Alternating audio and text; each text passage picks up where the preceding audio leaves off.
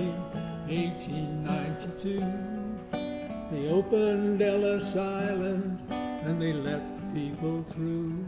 And the first to cross the threshold of that Isle of Hope and Tears was Annie Moore from Ireland. She was only 15 years. Isle of Hope, Isle of Tears, Isle of Freedom, Isle of Fears. It's not the isle you leave behind. That Isle of Hunger, Isle of Pain, Isle you'll never see again. But the Isle of Home is always on your mind.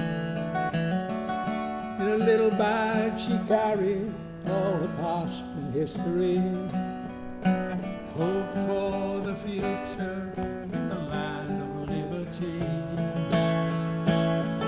And courage is her passport. When your old world disappears, there's no future in the past. When you're 15 years, Isle of Hope, Isle of Fears, Isle of Freedom, Isle of Fears. It's not the isle you leave behind. That Isle of Hunger, Isle of Pain, Isle you'll never see again.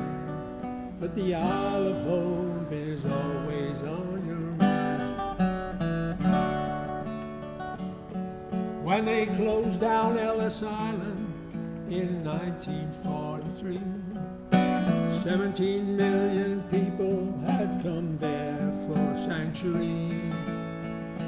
And in springtime, when I arrived and I walked out on her piers, thought of how it must have been when you're 15 years. Isle of Hope, Isle of Fears, Isle of Freedom, Isle of Fears. But it's not the isle you leave